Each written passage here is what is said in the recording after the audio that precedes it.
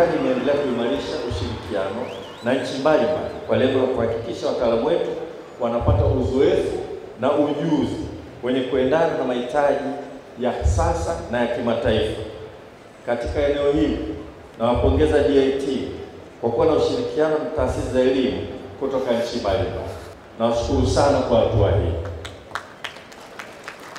Kwenye ushirikiano wetu sisi na China, humu leo tutaona wanafunzi wale ambao walidahiliwa kusoma hapa DIT wakafanya masomo yao kwa mwaka mmoja, wamepelekwa Chongqing Vocational Institute of Engineering China, wameendelea na masomo kwa miaka miwili, wamerudi hapa sasa hivi kumaliza mwaka wao wa mwisho. Huu ni utaratibu wa sandwich, kwamba mwanafunzi anasoma zaidi ya chuo kimoja kwa wakati mmoja. Wale wanafunzi walipoingia hapa wamedahiliwa kufanya degree, wamesoma mwaka mmoja, wameenda China, wamesoma miaka miwili, na kule wanapata diploma. Wakitoka kule wanakuja kumaliza mwaka mmoja hapa, wanakuwa na degree. Manake wanakuwa na diploma kutoka Chongqing Vocational Institute of Engineering na wanakuwa na degree kutoka DIT. Sasa wakati tuna sign MOU kwa ajili ya ushirikiano huu, tulikuwa na Jason ambaye ni mwenyekiti wa Group 6, kampuni yenye viwanda na shughuli za ujenzi sehemu mbalimbali duniani, hapa Tanzania na sehemu mbalimbali za Afrika. Na Jason aliniambia kwamba yeye ni mhitimu kutoka Chongqing Vocational Institute of Engineering, na alinihakikishia wahitimu wote watakaokuwa wanasoma utaratibu huu wa sandwich, wakimaliza watakuwa wamekamilika tayari kuajiriwa na Group 6. Sasa tulipeleka wanafunzi 30 duru ya kwanza. Sasa hivi kazi yetu ni kujitahidi kupeleka wanafunzi wote wanaosoma hiyo degree ya engineering hapa. Nadhani wako 300 au wangapi? Around 300. Tuendeleze na mazungumzo kuhakikisha kwamba wanafunzi wote watakaosoma degree ya engineering hapa wanafanya sandwich program.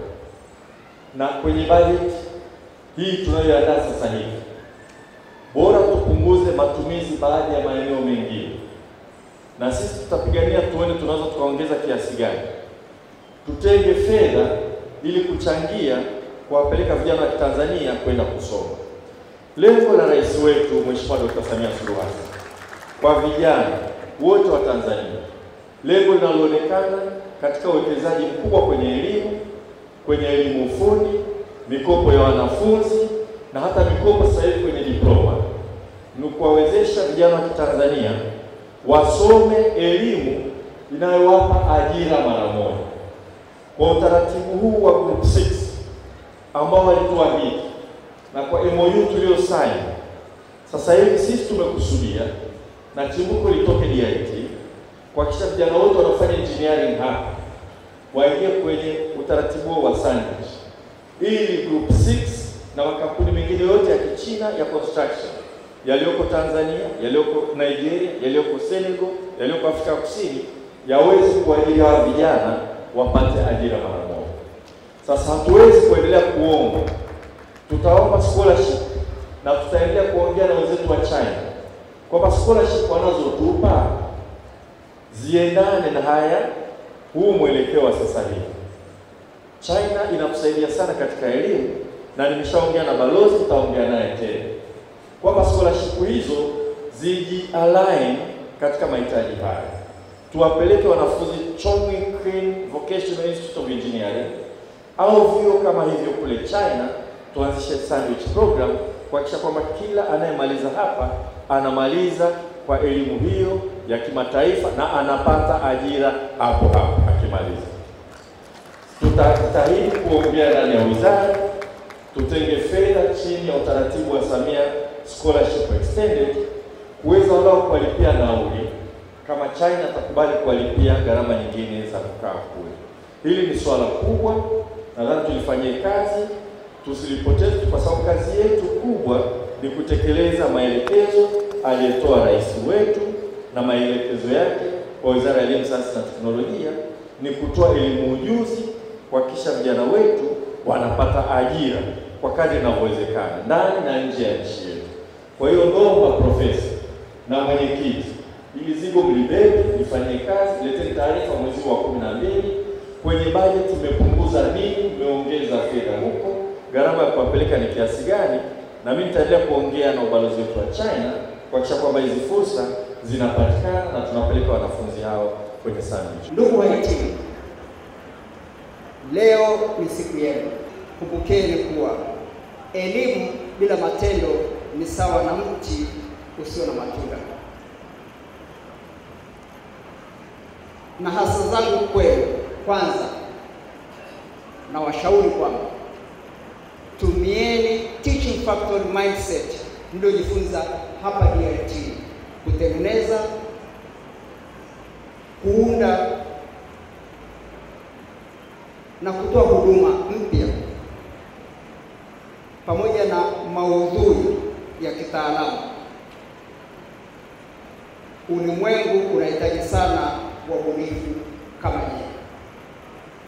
Kitu muhimu hapa, keyword mindset. Muwe waaminifu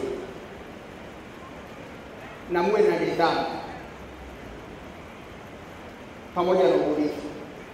Hivi ndivyo vitu ambavyo waajiri wanapotafuta wakati wanapotafuta watumishi wa kufanya kazi nao. Wahitimu hawa wakiambatana na walimu wao walipata fursa ya kutembelea viwandani wakati wote wa mafunzo yao. Dhana hii imewasaidia wanafunzi wetu kwa ubunifu kufikia kiwango cha kuanzisha makampuni. Sasa hivi tunasema makampuni 5 kupitia bunifu zao, ambazo ni kampuni hizo wanazisimamia wenyewe. Wengine ambao wanafanya vizuri, taasisi haijawacha bali inawaatamia na incubate ili kuwajenga zaidi, ili kuweza kufikisha bunifu zao kwenye soko. Niwapongeze wanafunzi wanaohitimu leo kwa kuweza kuzalisha bunifu zenye viwango ambavyo vimeweza kupata hata patent, kama tulivyokuwa tunafundisha pale, na wanafunzi tayari wamesha patent, ambapo hivi sasa leo kuna jumla ya bunifu 5 zenye patents.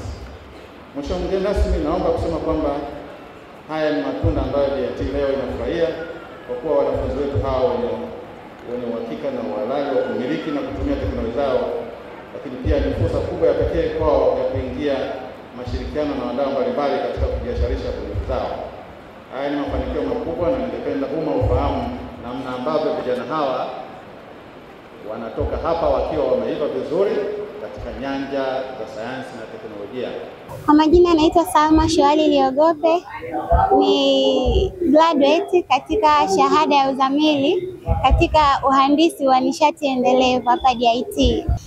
Kama tunavyoelewa, mpango mkakati wa nchi ambao ulizinduliwa mwaka jana 2024-2034 kupunguza matumizi ya nishati ambazo sio sahihi, kwa kuhakikisha kwamba 80% ya Watanzania wao wanatumia nishati sahihi.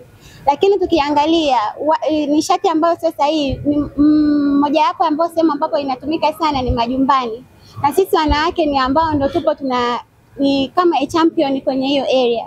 Sasa tukiwa na uelewa wa kwenye jinsi gani tunaweza tukatumia nishati kwa usahihi, tunaweza tukasaidia kufikisha malengo ya nchi, kwamba 80% inaweza ikafikiwa kama tutakuwa na uelewa matumizi sahihi ya nishati na kutumia nishati ambayo ni sahihi. Kwa majina naitwa Peter Ngalu, nimemaliza uhandisi mitambo, maana Bachelor Engineering of Mechanics. Ukianza kuangalia katika viwanda hapo sasa hivi vinahitajika sana ile teknolojia, mtu ambaye kuwa creative. Viwanda vyetu vingi vinahitaji mtu ambaye ana ujuzi. Ujuzi inasaidia zaidi katika hali mbalimbali za matengenezo na kila kitu kile ambapo mtu anahitaji kwa ajili ya vitu ambavyo vinahitajika katika operation za viwanda. Ukianza kuangalia katika system zote, especially katika maisha yetu ya sasa hivi, kila sehemu lazima kuwepo na viwanda na viwanda vinaweza kusaidia, lakini sasa usipokuwa na knowledge fulani ya kufanya kitu huwezi kuendelea zaidi. Lakini kulingana na elimu ambayo tumepata, tutaenda kuisaidia jamii kwa ajili ya kutengeneza vitu ambavyo vinaweza kusaidia kutoka sehemu moja au nyingine kwa ajili ya kujikwamua kimaisha wako. Ukianza kuangalia, mimi hapa nilitengeneza guta la umeme. Guta hili la umeme linatumia umbali wa kilomita 80 kwa kuchaji mara moja, lenye voti 48. Ukianza kuangalia, hii itaenda kusaidia zaidi katika vijijini na mijini kwa ajili ya kubeba mizigo. Hii mizigo itasaidia baadhi ya watu ambao walikuwa wanabeba kwa ajili ya kutumia ile guta ya kuendesha baiskeli, au pia guta la sasa hivi ambao watu wengi wanatumia mafuta, lakini kwa uchafuzi wa mazingira sasa hivi tuna innovate watu tutumie aina ya mabadiliko ya tabia nchi ambayo yanaendana ili tuweze kusaidia zaidi.